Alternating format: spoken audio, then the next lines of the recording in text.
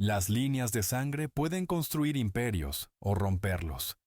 Nació príncipe, heredero de la monarquía más poderosa del mundo. Su nombre, Don Carlos de España, nieto del emperador Carlos V e hijo del rey Felipe II. Pero Don Carlos nunca llevó corona ni se sentó en un trono. En cambio, estaba encerrado en una cámara solo, hambriento y posiblemente loco, con el cuerpo cubierto de úlceras, temblando de fiebre y la mente torturada por voces que solo él podía oír.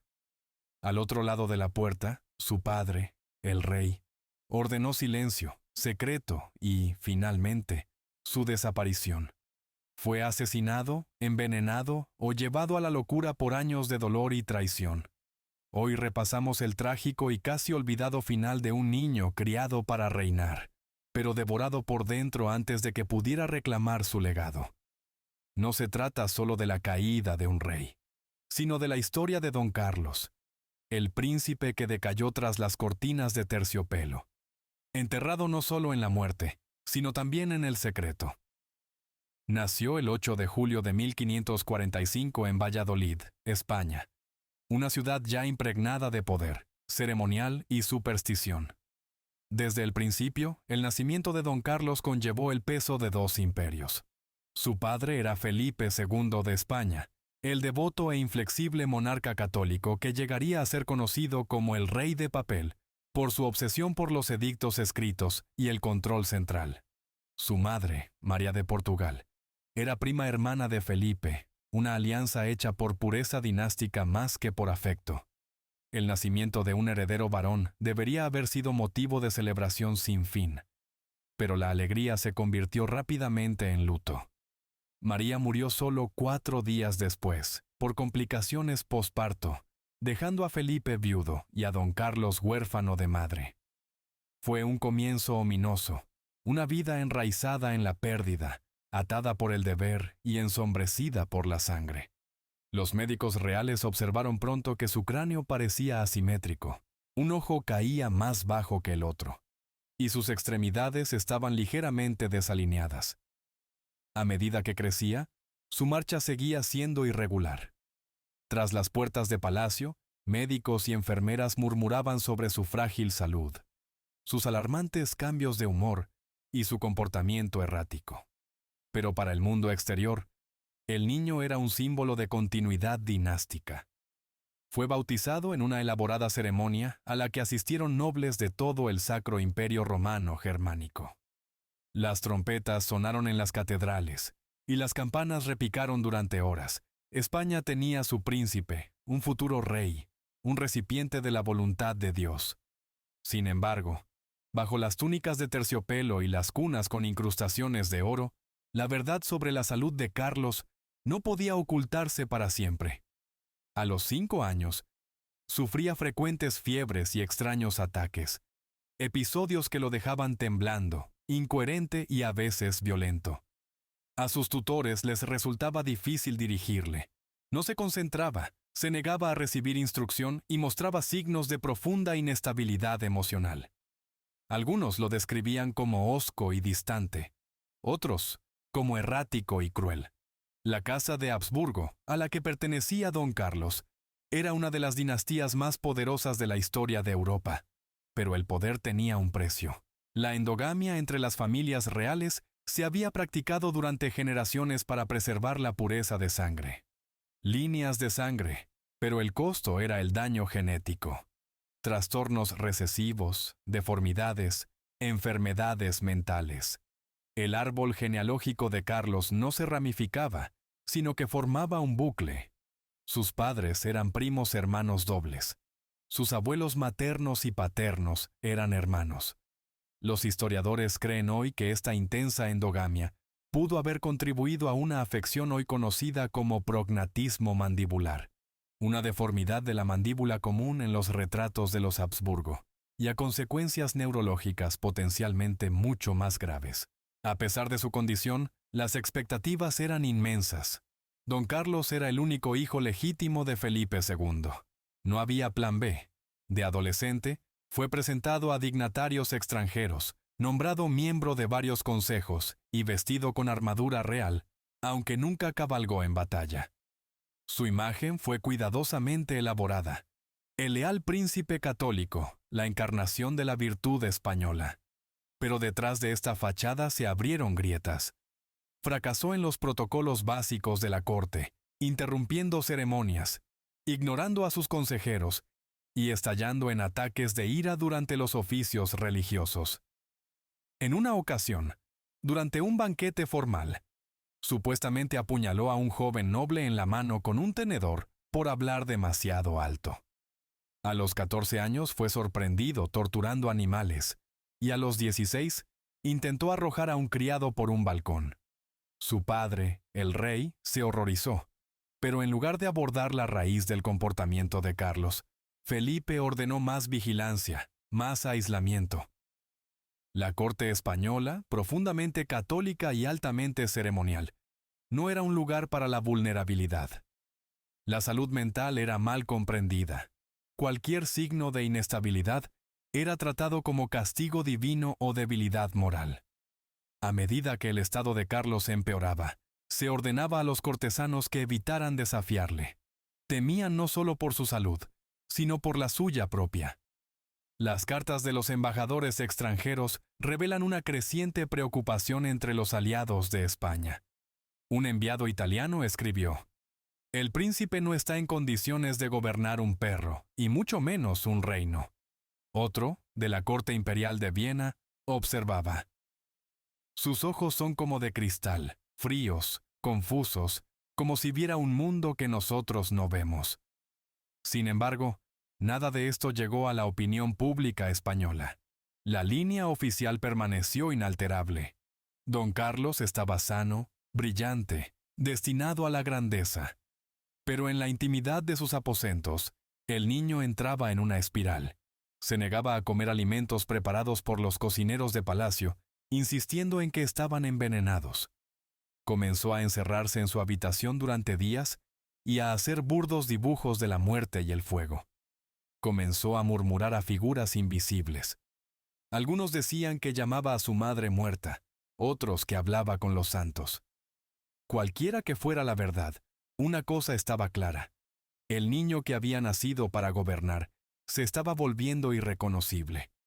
Pero en la España del siglo XVI no existía ese camino. Solo había sangre, sucesión y trono, un trono que exigía fuerza, claridad y obediencia.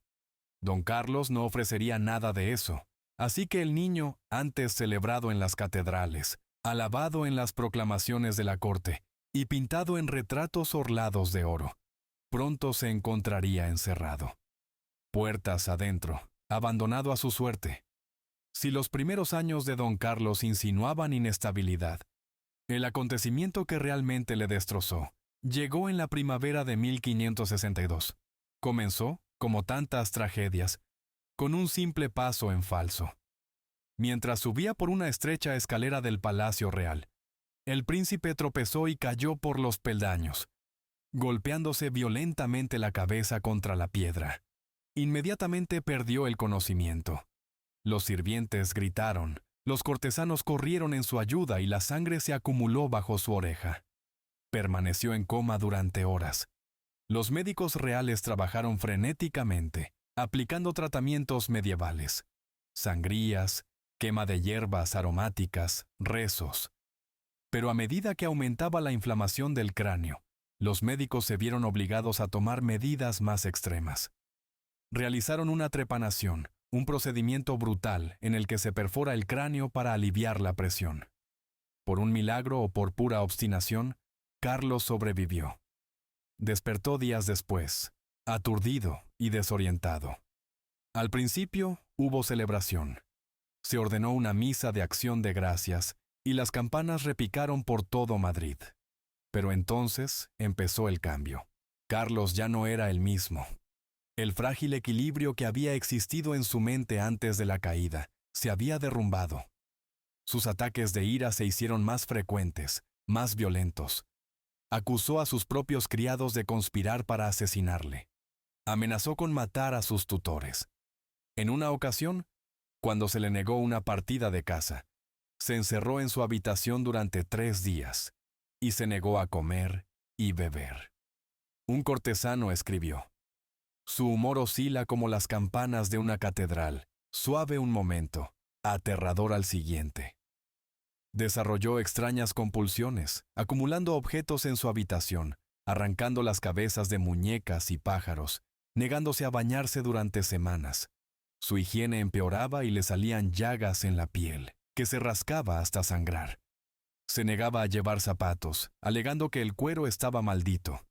Más inquietantes eran los rumores de autolesiones y alucinaciones. Carlos gritaba a enemigos invisibles. Se golpeaba la cara y susurraba largas conversaciones con su madre muerta. Un testigo describió el hallazgo del príncipe agazapado en un rincón, llorando y agarrado a un crucifijo, suplicando perdón por crímenes que nadie entendía. Sin embargo, a medida que su estado mental se desmoronaba, su sentido del derecho crecía. Exigió más voz en los asuntos de la corte, insistió en que se le permitiera revisar las decisiones del consejo, y empezó a firmar cartas como Rey Carlos, a pesar de que su padre seguía vivo. Este delirio no solo se toleraba, sino que era peligroso.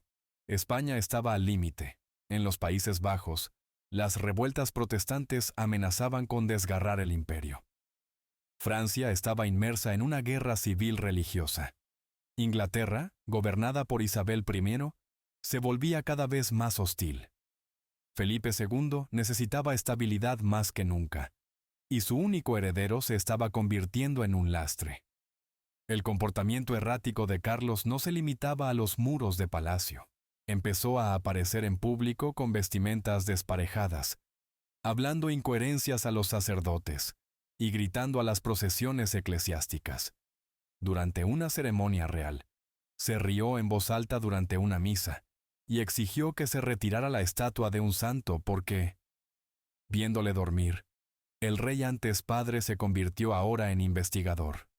Felipe II ordenó informes, espías, vigilancia. Se interceptaron cartas de la cámara de Carlos. Se interrogó a los médicos en privado. No surgió un diagnóstico único, pero el veredicto fue consistente. Don Carlos no estaba capacitado para gobernar. La situación entró en crisis cuando Carlos intentó huir de España. Contactó con nobles protestantes de Flandes, con la esperanza de unirse a la rebelión. Fue una traición. Escribió cartas, ofreciendo levantar un ejército contra su propio padre. Estos mensajes fueron interceptados. Felipe estaba devastado pero decidido. El tiempo de la paternidad había terminado. Ahora actuaría como rey. Convocó al Consejo de Estado. Sin juicio formal, sin acusaciones públicas, solo una decisión susurrada a puerta cerrada. El 18 de enero de 1568, al amparo de la noche, el propio rey condujo a un grupo de guardias a los aposentos de su hijo. Carlos, sobresaltado por el sueño, exigió saber qué ocurría. «Por tu propia seguridad», le dijeron. Las puertas estaban cerradas, las ventanas selladas y los guardias apostados. Don Carlos, heredero del Imperio español, se había convertido en prisionero en su propio palacio. Los embajadores escribieron despachos frenéticos. ¿Qué había hecho Carlos? ¿Estaba loco? ¿Era peligroso? A la opinión pública solo se le dijo que el príncipe estaba enfermo y necesitaba descansar, pero la verdad era mucho más oscura.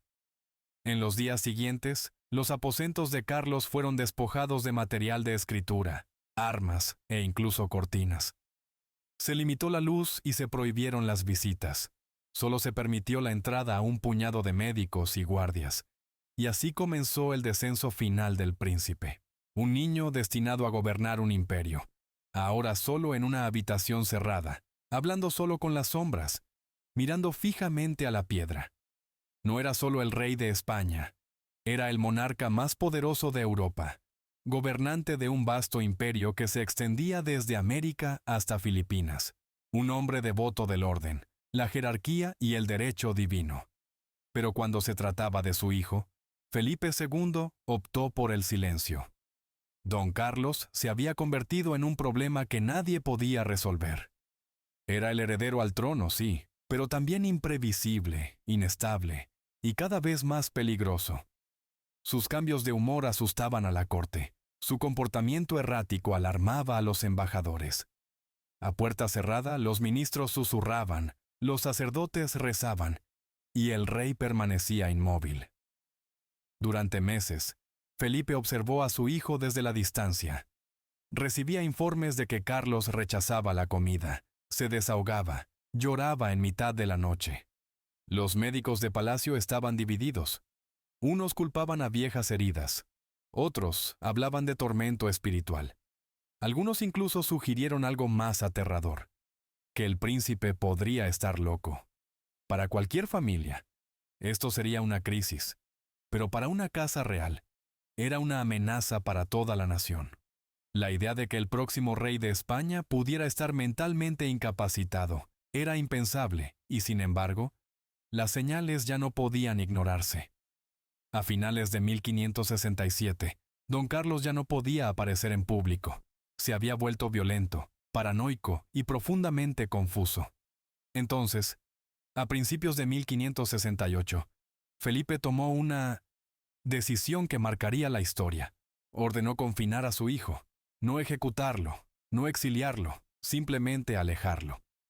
Una noche, tarde, bajo fuerte vigilancia, don Carlos fue llevado a una ala sellada del Palacio Real.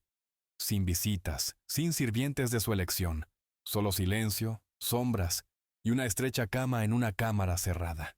El rey alegó que la decisión era por la salud de su hijo, por la seguridad de la corte, pero ni la explicación más amable podía ocultar la verdad. El rey había encarcelado a su propio hijo. Fuera, las cartas oficiales hablaban de la enfermedad de Carlos. Dentro de palacio, el príncipe empezó a marchitarse. Adelgazaba, se enfadaba, se confundía. Pidió sus libros, se los negaron. Pidió a su criado preferido, desaparecido. Clamó por su madre, muerta hace tiempo, nadie respondió. Y a Felipe, nunca lo visitó. Algunos dicen que temía provocar más a Carlos. Otros creen que no podía soportar ver a su hijo en ese estado. Pero muchos sospechan otra razón. Que Felipe ya había iniciado el lento proceso de borrar a don Carlos de la historia. Lo que siguió fue uno de los capítulos más secretos de la historia real europea. Durante 6 meses, el príncipe permaneció aislado. Se censuraron las cartas de la familia, se ocultaron las noticias sobre su estado e incluso se mantuvo en la sombra a los gobernantes extranjeros. Mientras tanto, Felipe siguió gobernando como si nada hubiera pasado. Negoció con Francia, supervisó reformas religiosas, expandió la armada española. Para el mundo exterior, la monarquía se mantenía fuerte. En el interior del palacio, el heredero al trono se desvanecía. Algunos testigos dijeron más tarde que Carlos dejó de hablar por completo. Otros afirmaron que gritó a las paredes, se rasgó las vestiduras y se negó a comer durante días. La verdad es difícil de saber porque casi no quedan registros.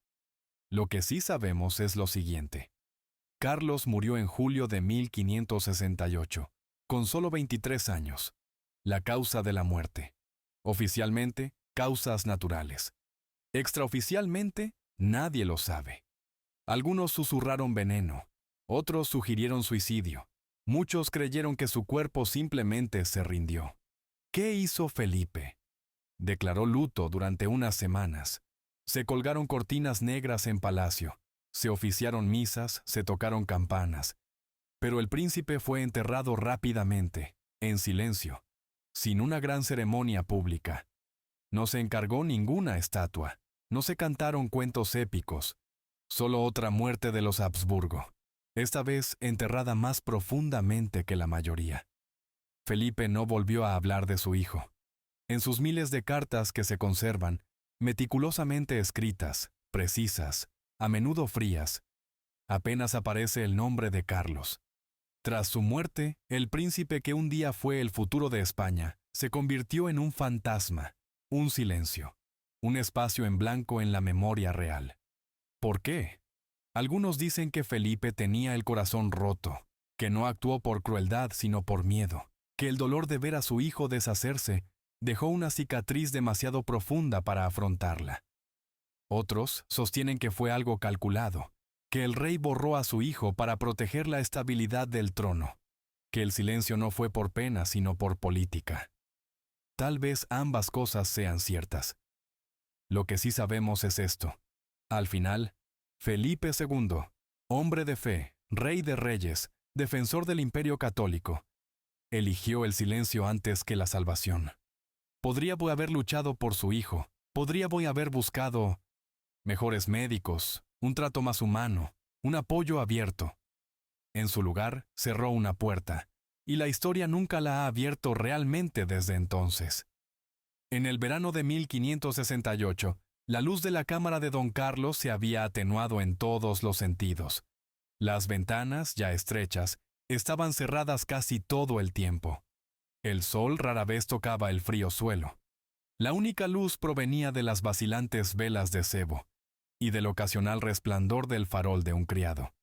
El olor dentro de la habitación, una mezcla de podredumbre, sudor, heces y comida en mal estado, se había vuelto insoportable incluso para aquellos acostumbrados a la decadencia cortesana.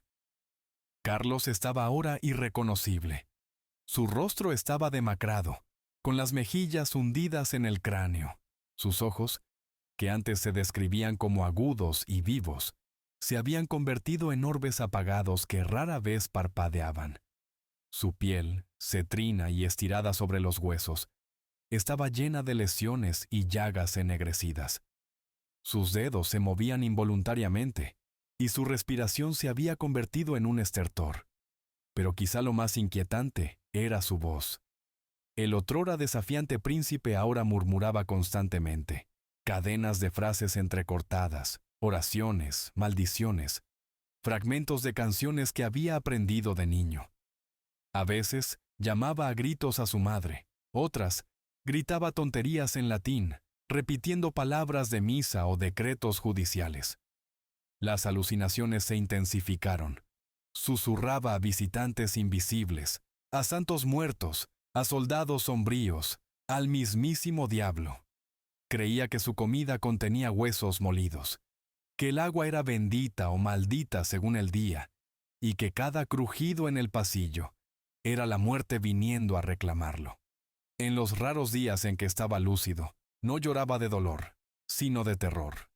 «Me estoy pudriendo», le dijo a un médico, «y dejan que me pudra porque nunca debí nacer». A medida que avanzaba julio, su estado empeoraba. Las úlceras de sus piernas se habían abierto y goteaban pus, que manchaba la cama de paja que tenía debajo.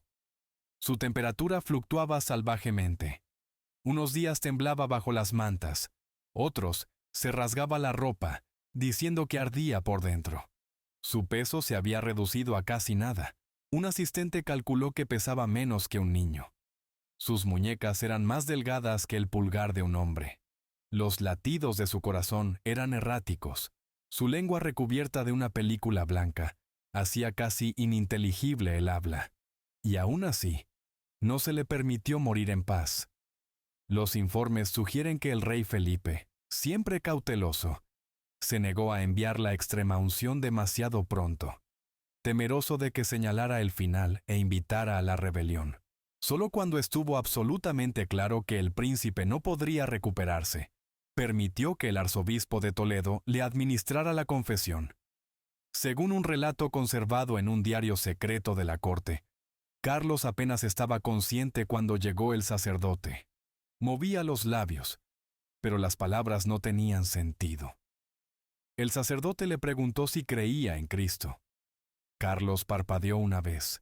Cuando le preguntó si perdonaba a los que le habían hecho daño, esbozó una extraña sonrisa rota. Aquella noche vomitó sangre. Su cuerpo se convulsionó, los miembros rígidos, el pecho. El médico, llamado demasiado tarde, no hizo más que observar. Se le aplicó hielo en las sienes, se le ataron las muñecas para evitar que se autolesionara, y por fin dejó de moverse. Don Carlos murió el 24 de julio de 1568. Tenía 23 años. No hubo trompetas que anunciaran su muerte, ni repique de campanas. La corte emitió un comunicado silencioso. El príncipe ha sucumbido a una larga enfermedad. Eso fue todo. No hubo luto público, ni gran procesión. Su cuerpo fue tratado como una molestia, envuelto en lino y depositado en un sencillo ataúd de madera. Los restos del heredero del Imperio Español fueron enterrados rápidamente en el Monasterio Real de San Lorenzo de Escorial. No hubo velatorio público ni un gran memorial. Su ataúd fue depositado en la cripta y sellado sin inscripción. Detrás del silencio, sin embargo, las preguntas supuraban como sus heridas. ¿Fue envenenado? ¿Murió de hambre lentamente? ¿Habría orquestado Felipe deliberadamente su decadencia para evitar el escándalo de ejecutar a su único hijo? ¿O era la decadencia simplemente el final natural de una mente rota y un cuerpo arruinado? Las cortes extranjeras especularon salvajemente. En la protestante Inglaterra y en los rebeldes Países Bajos, los panfletos afirmaban que Felipe había asesinado a su propio hijo. Otros imaginaban a Carlos como un santo, un trágico mártir enloquecido por el encarcelamiento. En España, sin embargo, la historia fue cuidadosamente controlada. Don Carlos era recordado, si acaso, como un joven enfermo cuyo fallecimiento era un asunto privado. La corte siguió adelante rápidamente. Felipe II volvió a los asuntos de Estado. El trono permanecía seguro. El silencio fue absoluto pero no eterno. Escritores, artistas y compositores resucitarían más tarde a Don Carlos en la ficción, la poesía y la ópera. En estos relatos fue valiente, noble e incomprendido. A veces era un héroe rebelde. Otras, una víctima torturada de una paternidad tiránica. En realidad, fue todo eso y nada de eso. Lo que no puede discutirse es esto. Don Carlos murió como vivió, confinado, temido, y finalmente desechado en el frío silencio de una habitación cerrada. Las esperanzas de un imperio se pudrieron, no con una espada ni con un estallido, sino en la lenta y atroz perdición del cuerpo y la mente. 25 de julio de 1568. Los pasillos de la corte real de El Escorial estaban silenciosos, inquietantemente silenciosos. Las pesadas cortinas de terciopelo estaban bien cerradas. Los criados de palacio se movían con suma cautela. No hubo anuncio, ni audiencia formal, ni vestimenta de luto. El príncipe había muerto y la orden era clara: no hablar de ello.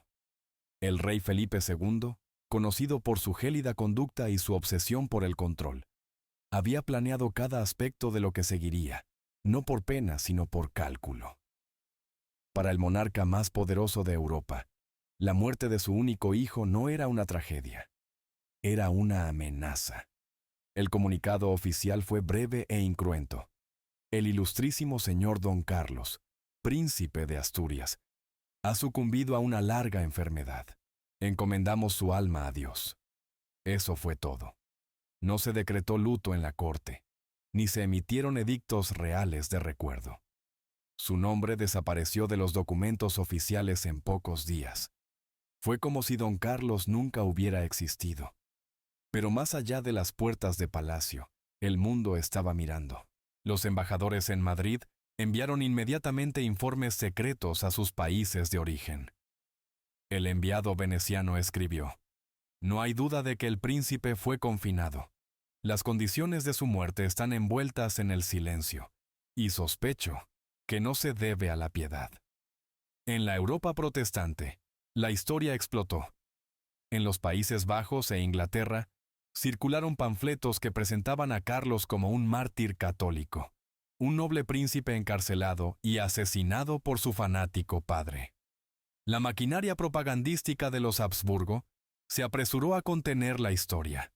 Negaron los malos tratos, negaron el hambre, negaron la locura. Pero el silencio en torno a la muerte del príncipe no hizo sino avivar el fuego de los rumores. Algunos dijeron que había sido apuñalado mientras dormía. Otros afirmaron que fue envenenado, lenta y metódicamente. La versión más dramática pintó a Felipe como un frío tirano que veía a su hijo consumirse tras puertas cerradas y no hacía nada. Dentro de España, sin embargo, en círculos privados se dio forma a una narrativa diferente. Carlos fue descrito como enfermo, incapaz, incluso peligroso. Historias de su comportamiento errático, algunas ciertas, otras exageradas, se filtraron estratégicamente. La corte hizo circular rumores de traición, herejía e inestabilidad. El objetivo era simple: hacer creer al pueblo que la muerte de don Carlos había sido necesaria, incluso misericordiosa. La maquinaria del borrado se movió con rapidez. Los retratos del príncipe fueron retirados discretamente de las galerías reales. Se ordenó a los artistas que suspendieran los encargos con su imagen. Sus objetos personales, libros, ropa y cartas, se destruyeron o se guardaron en archivos privados. Lo que no podía destruirse se reformuló. El príncipe estaba enfermo. El rey hizo lo que tenía que hacer. Era por el bien del reino. Hasta cierto punto, funcionó. En pocos meses, don Carlos desapareció de la conciencia pública. España centró su atención en las guerras en el extranjero, la reforma religiosa en casa y la próxima alianza matrimonial de Felipe. La corona siguió adelante. El príncipe permaneció encerrado en el pasado, su memoria custodiada por los mismos muros que una vez aprisionaron su cuerpo. Pero el legado de don Carlos se negó a morir. Con el tiempo, dramaturgos y poetas resucitarían su imagen, no como loco, sino como símbolo de tiranía, tragedia y silencio. En la obra del siglo XVIII, Don Carlos, de Friedrich Schiller, renace como un héroe romántico, idealista, apasionado y finalmente destruido por la traición política. Más tarde, la adaptación operística de Giuseppe Verdi dio nueva vida a la historia en el escenario. Una historia de amor prohibido, rebelión política y un príncipe aplastado por el peso del poder imperial. Estas versiones ficticias distaban mucho de ser exactas, pero captaban una verdad más profunda: que don Carlos representaba un cuento con moraleja. Un muchacho nacido en el poder, criado sin afecto, vigilado sin confianza y, en última instancia, eliminado sin ceremonias. Su vida fue el precio del imperio, su muerte, el coste del control. Pero más allá del arte y el teatro, los historiadores empezaron a hacerse preguntas más difíciles. ¿Por qué nunca se permitió a don Carlos un juicio público? ¿Por qué no se le rindieron honores fúnebres? ¿Por qué Felipe II, tan obsesionado con el orden dinástico, borró de la memoria a su propio hijo? Algunos estudiosos modernos creen que la respuesta está en la paranoia dinástica. Los Habsburgo, profundamente católicos y profundamente políticos, no podían arriesgarse a un fracaso visible. Un príncipe loco sería una mancha, uno rebelde, una chispa. Al destituir discretamente a Carlos, Felipe evitó el martirio, el escándalo y los disturbios civiles. Otros apuntan a la culpa personal, sugiriendo que el silencio de Felipe no fue frialdad, sino vergüenza.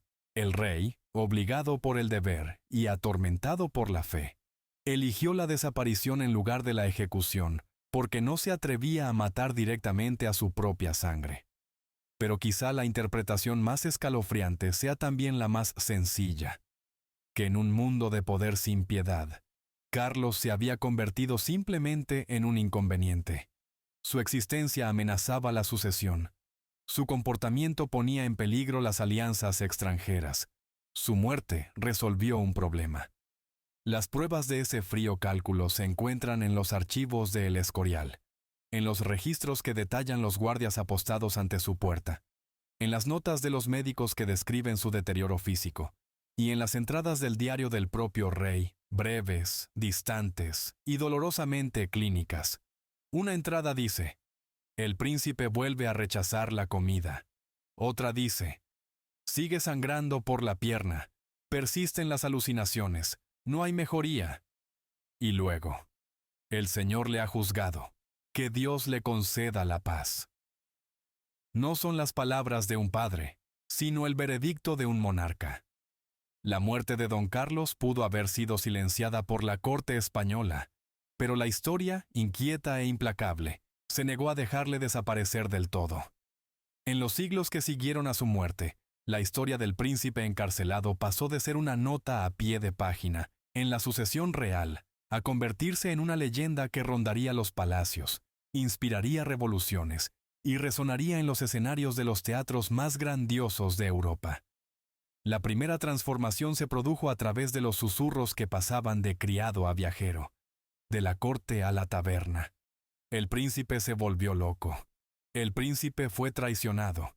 El rey mató a su propio hijo.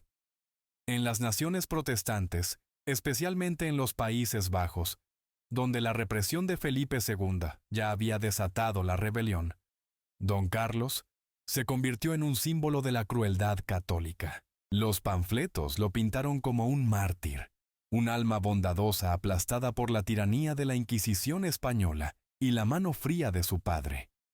La literatura de rebelión en los Países Bajos a veces llevaba su nombre, instando a la libertad frente a monarcas que se comían a los suyos. En los territorios católicos, la narrativa era más compleja. A veces se recordaba a Carlos como enfermo, trágico, pero necesario de olvidar. Incluso los escritores comprensivos luchaban con su volatilidad. No era fácil encasillarlo como héroe o villano, y quizá por eso los artistas le adoraban. A finales del siglo XVIII, el dramaturgo alemán Friedrich Schiller reimaginó a Don Carlos como el trágico protagonista de su aclamada obra Don Carlos. En manos de Schiller, Carlos se convirtió en un reformador visionario, apasionadamente enamorado de su madrastra, Isabel, y atrapado en la maquinaria del absolutismo político. Su Carlos era noble, imperfecto, pero en última instancia sacrificado por ideales más grandes que él mismo. La obra fue un éxito, no por su exactitud histórica, sino por su profundidad emocional. La impotencia de Carlos, su anhelo juvenil de libertad y su desafío condenado contra un frío estado mecanizado. La obra de Schiller convirtió al príncipe olvidado en una figura universal, el joven trágico aplastado por la autoridad. En 1867, Giuseppe Verdi, uno de los gigantes de la ópera italiana, tomó el drama de Schiller y lo transformó en Don Carlo, una ópera en 5 actos llena de intriga política, amor prohibido y tormento espiritual. La versión de Verdi presentó al mundo a un Carlos de inmenso alcance emocional, romántico, errático, valiente y, en última instancia, destruido por fuerzas que escapaban a su control. En la ópera de Verdi, la tragedia principal no es solo el destino de Carlos, sino lo que su muerte representa: la asfixia de la libertad personal bajo el fanatismo religioso y la rigidez dinástica. A través de la música y la poesía, Carlos ha vuelto a vivir, y su voz es ahora interpretada por tenores de todo el mundo. Su dolor resonaba en las salas de conciertos, susurraba en los balcones a la luz de las velas. Pero el príncipe también perduró en los rincones más oscuros de la memoria. En los siglos XIX y XX, los historiadores empezaron a desvelar las leyendas gracias a los archivos reales, las cartas personales y las notas médicas. Surgió una imagen más compleja. Ni santo ni villano, sino un joven con profundos problemas atrapado en un mundo que no podía permitirse su debilidad. Las modernas evaluaciones psicológicas aplicadas retrospectivamente sugieren que Don Carlos pudo haber sufrido diversas afecciones, esquizofrenia o trastorno bipolar, evidenciado por alucinaciones, delirios y cambios extremos de humor. Daños neurológicos probablemente agravados por el traumatismo cráneoencefálico de 1562, malnutrición causada por una alimentación errática y una inanición autoimpuesta, y trastornos genéticos derivados de siglos de crianza de los Habsburgo. En términos actuales, Don Carlos era candidato a cuidados y terapia de por vida. Pero en la España del siglo XVI era una bomba de relojería y una vergüenza real. Sin embargo, cuanto más analizan los historiadores su enfermedad, más resuena su historia, porque Don Carlos se convierte en un símbolo de algo más que una tragedia real.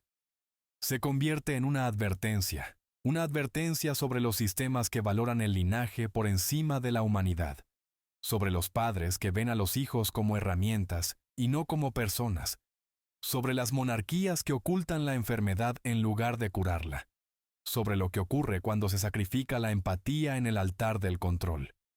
Incluso en el arte visual, la imagen de Don Carlos es impactante. En algunos cuadros aparece joven y pálido, vestido con galas reales, con una mirada distante. En otros, sobre todo en las interpretaciones póstumas, aparece demacrado, atormentado, envuelto en sombras. El contraste es marcado, la cara pública frente a la decadencia privada. Y en la literatura vuelve una y otra vez, no siempre como él mismo, sino como un arquetipo: el príncipe maldito, el hijo encarcelado, el niño en la torre cuyos gritos nunca son atendidos. Algunos creen incluso que Shakespeare tomó prestados elementos de la historia de Carlos para personajes como Hamlet, o más sutilmente, en la torturada monarquía del rey Lear. Cierto o no, el paralelismo permanece, un mundo donde el poder aísla y la vulnerabilidad es fatal. Todavía se habla poco de Don Carlos. Su tumba descansa en el Escorial entre reyes y reinas, pero sin fanfarria. Rara vez se muestra su retrato, y los libros de texto lo mencionan brevemente, si es que lo hacen. Sin embargo, más allá de los muros de piedra de la historia, su legado permanece extrañamente vivo porque Don Carlos habla de algo universal, no solo de la locura, la monarquía o la traición política, sino de ser olvidado, de estar encerrado física, emocional e históricamente, y de la necesidad de recordar lo que el poder intentó borrar.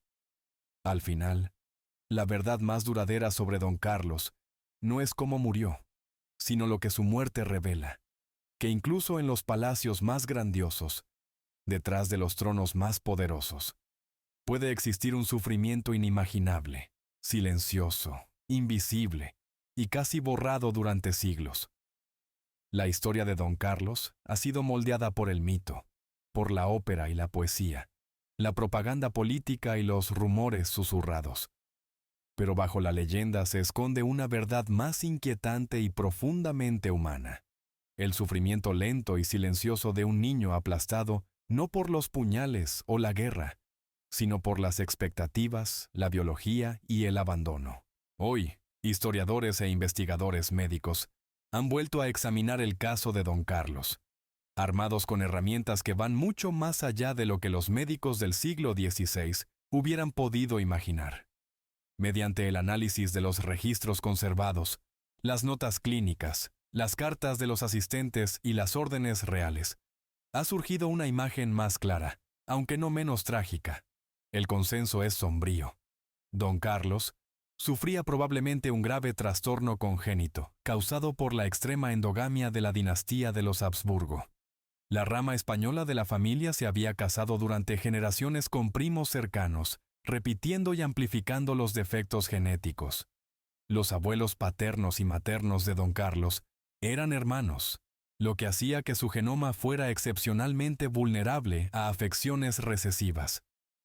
Entre los diagnósticos probables se encuentran el prognatismo mandibular, también conocido como mandíbula de los Habsburgo, visible en los retratos; hidrofilia o malformaciones craneales, potencialmente agravadas por el traumatismo craneal de 1562; epilepsia basilar, basada en informes de convulsiones y ataques violentos; y trastornos psicóticos, posiblemente esquizofrenia o trastorno bipolar, evidenciados por alucinaciones, paranoia y delirios.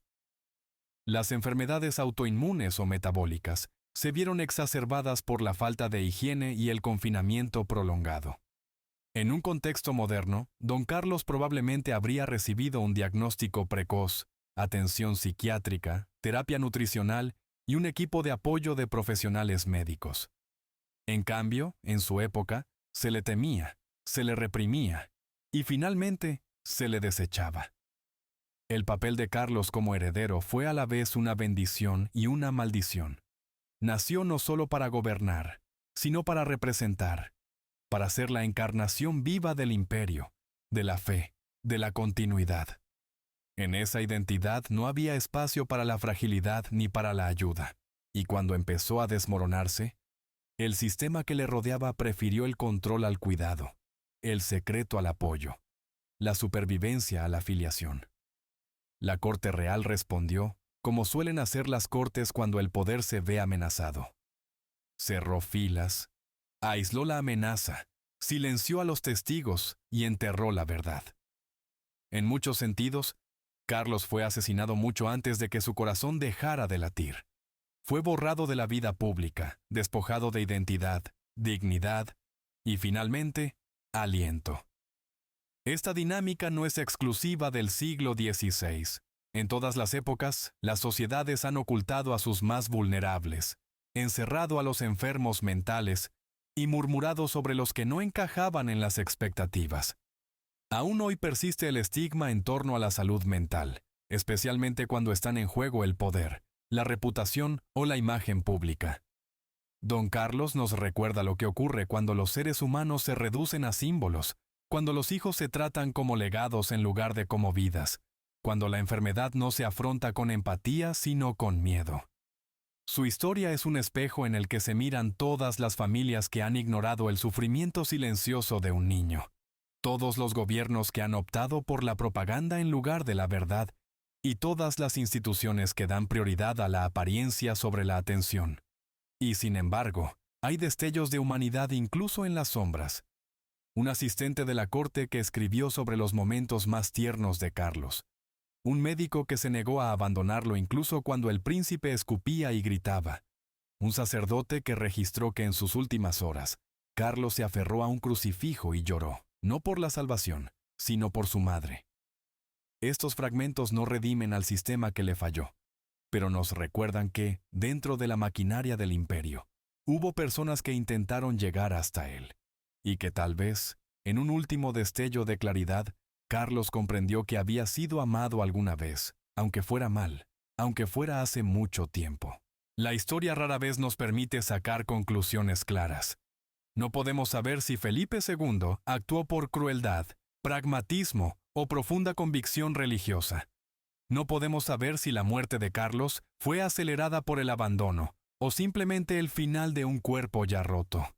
Ni siquiera podemos estar seguros de cuánto de la leyenda es verdad y cuánto es construido, pero sí podemos saber esto. Don Carlos vivió, sufrió, y su sufrimiento no fue inevitable, fue elegido. Elegido por una cultura que veneraba el linaje por encima del bienestar, por una corte que temía el escándalo más que la muerte, por un padre que, cualesquiera que fueran sus razones, eligió el silencio cuando su hijo necesitaba una voz. Y quizá esa sea la lección más escalofriante de todas, que el coste del poder se paga a menudo en privado, en habitaciones cerradas, en gritos sin respuesta, en nombres borrados de los libros de historia. Hoy, la historia de Don Carlos sirve de advertencia no solo sobre la monarquía o la locura, sino sobre la silenciosa crueldad burocrática de las instituciones que fallan a los frágiles. En una época en la que aún se debate cómo atender a los enfermos mentales, cómo hablar del suicidio y cómo proteger a los que se quiebran bajo presión, su historia resuena con relevancia moderna. Porque Don Carlos no era solo un príncipe, era una persona. Y eso, más que cualquier título real o mito trágico, es lo que debemos recordar. Al final, no hubo campanas por Don Carlos, ni velos de luto en Madrid, ni procesión por calles empedradas, ni monumentos levantados en su nombre. Su féretro no se cubrió con estandartes, ni su muerte se vio marcada por el llanto de las multitudes. Murió como vivió, encerrado, enterrado bajo la piedra. Murió en silencio, y quizá ese sea el horror más perdurable de su historia. Ni las úlceras, ni la locura, ni siquiera la traición, sino el silencio, el absoluto silencio deliberado que siguió a su muerte. Un reino que pasó página, un padre que dio la espalda, un mundo que durante siglos simplemente olvidó. Porque el olvido es también una especie de ejecución. Borra no solo el nombre de una persona, sino su sufrimiento, su voz, su humanidad. Y es, en muchos sentidos, el insulto final a una vida ya despojada de tanto. Pero la historia, como la podredumbre, tiene un modo de resurgir. La historia de Don Carlos no quedaría enterrada. sino que se filtraría en cartas contrabandeadas entre embajadas, en poemas susurrados en salones a la luz de las velas, en obras de teatro que se atrevían a preguntar: ¿y si el príncipe no estaba loco? ¿Y si simplemente no le querían? Estos relatos, por románticos que fueran, se negaban a dejar que ganara el silencio. Nos recordaban que una vez hubo un niño en una torre, que tras los muros del palacio alguien gritó pidiendo ayuda y nadie acudió, que el poder, con todo su esplendor, puede ser totalmente impotente para salvar a un alma de la desesperación. Y así nos quedamos con preguntas. ¿Qué significa heredar una corona y no llevarla nunca? Nacer para mandar, pero no poder controlar tu propio cuerpo, tu propia mente.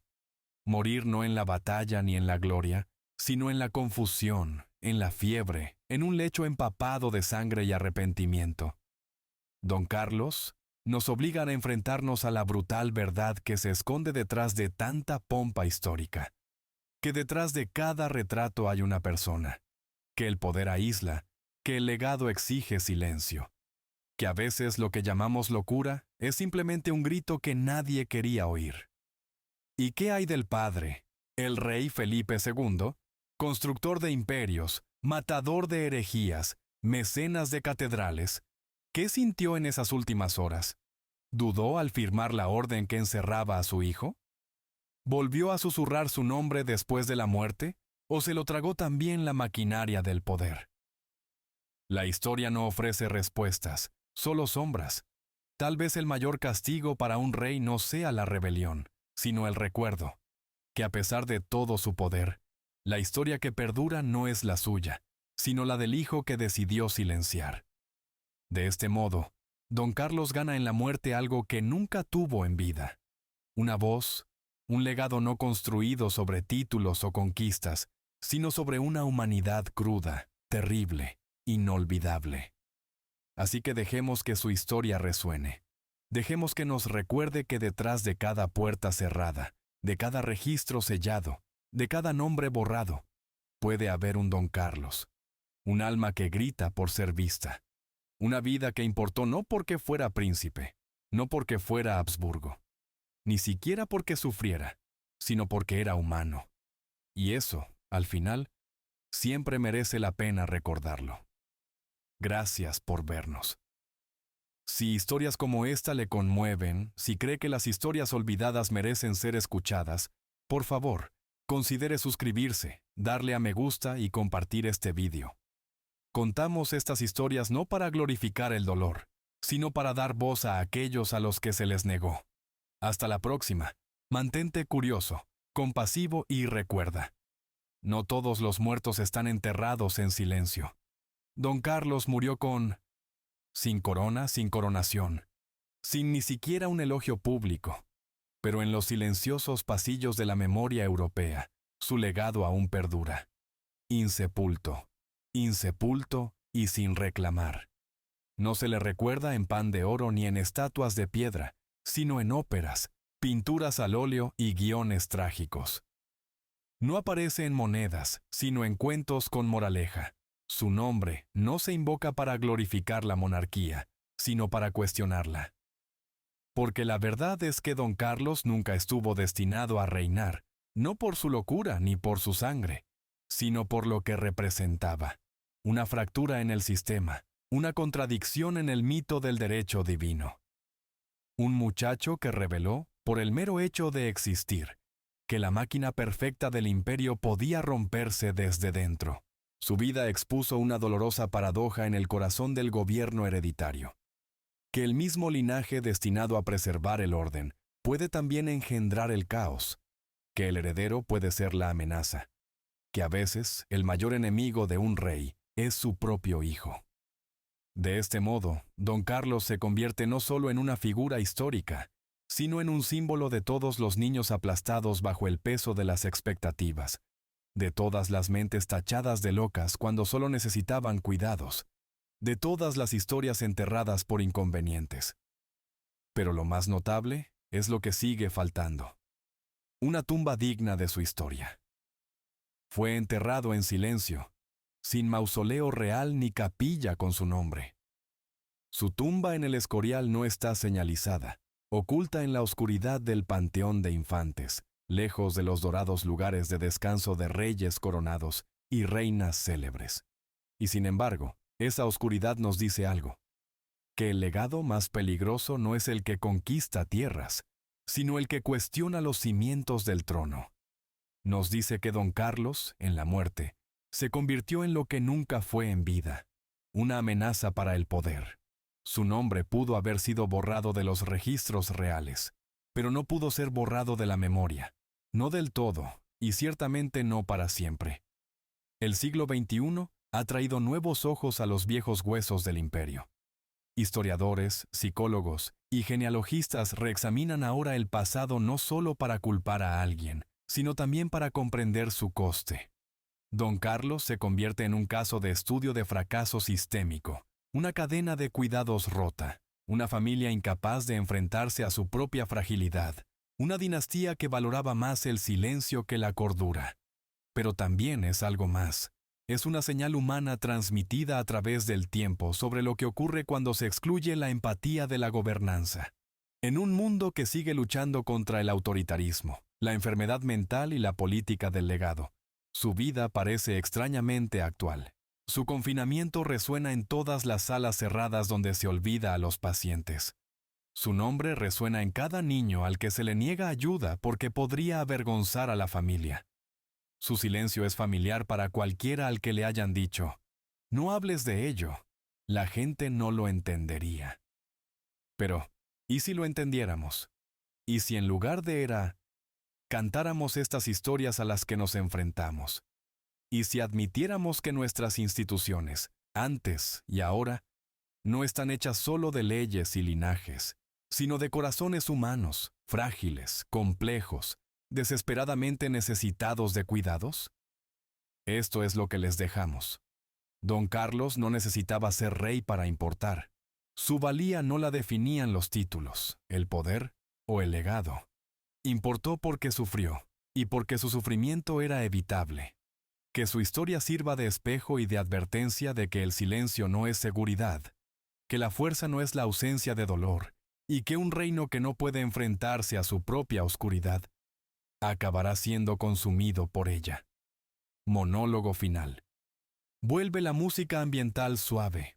Al final, don Carlos no fue devorado por la enfermedad, la locura o la conspiración. Fue devorado por el olvido, por un padre que le temía, por una corte que no podía contenerle, por un mundo que decidió que era más fácil enterrar lo inconveniente que curar lo roto. Pero si has llegado hasta el final de este vídeo, quizás de alguna manera silenciosa, has sido recordado, visto, escuchado. Y para alguien que murió en silencio, eso no es una pequeña resurrección. Gracias por escuchar, por recordar y por negaros a dejar que los olvidados sigan perdidos.